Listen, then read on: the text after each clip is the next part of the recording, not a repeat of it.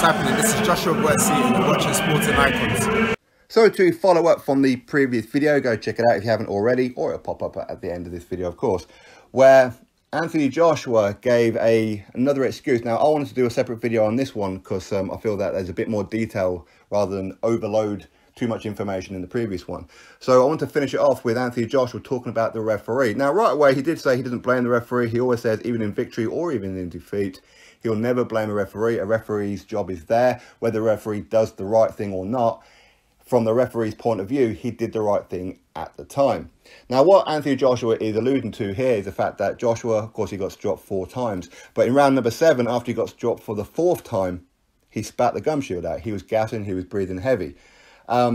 He got up, he walked over to the corner, and he says that he remembers the referee giving him like the standard count and everything, and he he grabbed him by the trunks, as in the top of the trunks, brought him forward. So Joshua stepped forward, going through like the usual protocol. But the referee kept hold of his shorts and pushed him back into the corner. So Joshua was like, okay, cool, I'm going to stand here. He's going to go pick up my gum shield, put it in. Next thing you knew, the referee was waving off the fight. So that's a bit of a schoolboy error from Anthony Joshua, where never ever presume what someone's going to do, especially the referee, because they could end the fight very, very quickly. So if the referee is trying to push you back or push you forward, you don't let him. You stand there. What you don't do is lean up against the ropes. He took it as, because the referee pushed him back a little bit, that he was just going to leave him there. So he took that time to relax, which is why his arms came up, and he thought the referee was going to go pick up his gum shield. Now, I know a lot of people are saying that he spat out the gum shield on purpose to quit. I've never seen that, and I never really saw it, and I understand why people would say that, but no.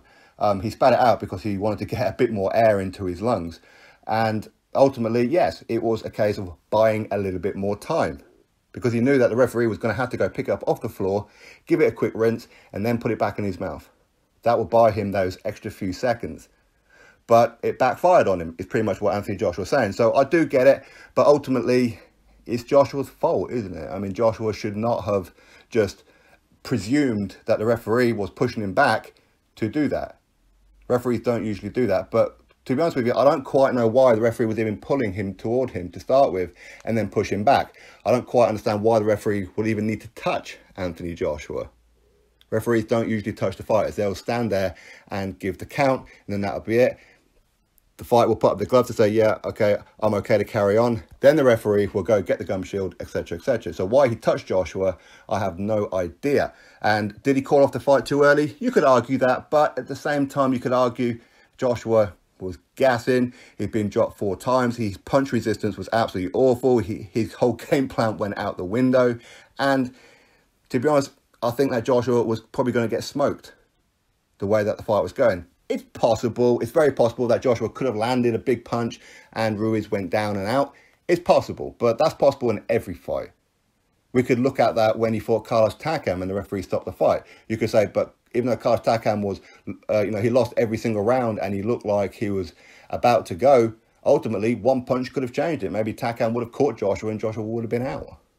So there is that argument. So while Joshua is kind of subliminally blaming the referee, he's also saying, I'm not, the referee's just doing his job. But he is blaming the referee. He is saying that I didn't quit and the referee did stop the fight too early. I thought he was going to pick up the gum shield and ultimately it backfired on me, is pretty much what he's saying. But as I said before, I don't necessarily blame the referee. The only thing that I will say is, why is he touching him? He shouldn't be touching him, because that is somewhat aiding him and influencing what Joshua does. Pulling him forward, Joshua's going to walk forward. You push him back, he's going to walk back. The referee shouldn't have touched him. That's the facts of it. No referee should ever touch a fighter unless absolutely necessary. But as Joshua said, these are all the little things that he's learnt, that never rely and believe what you think is something is going to happen with the referee is what's going to happen. Stand your own ground, put your gloves up. But as I said before, I think the referee was right to stop the fight anyway. I mean, to be honest, it didn't look like Joshua was going to come back. And while he got dropped 5 times and he showed a hell of a lot of heart by getting up 4 times. You see, this is something that people don't usually talk about, the fact that he did get dropped. Now, that one punch in round number 3 on the temple is pretty much what set the stone for Joshua on the road to getting smoked.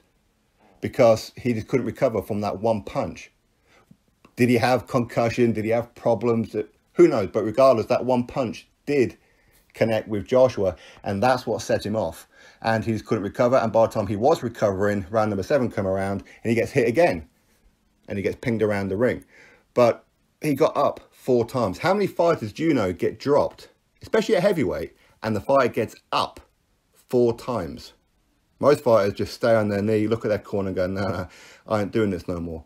You know, let's fight another day. Joshua did get up, and I do understand what it is that he is saying about the referee pushing him forward, pulling him, etc.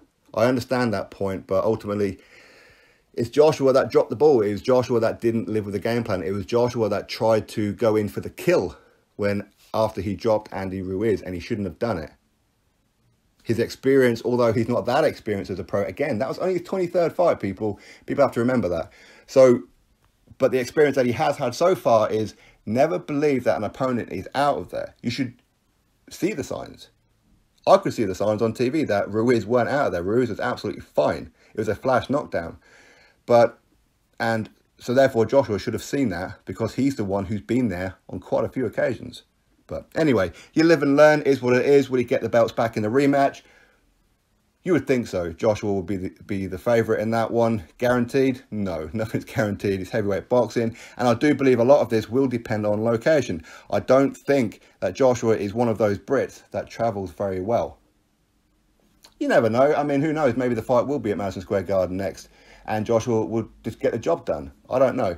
But Joshua was kind of giving the impression he knew what went wrong, and he knows how to fix it. And that's an important part. Much like with Lennox Lewis when he lost to Hasim Rahman. Before he left the ring, he knew what happened, and he knew how to fix it.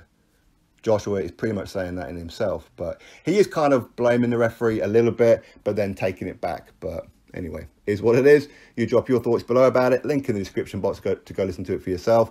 Click thumbs up, subscribe. Catch you all on the next one.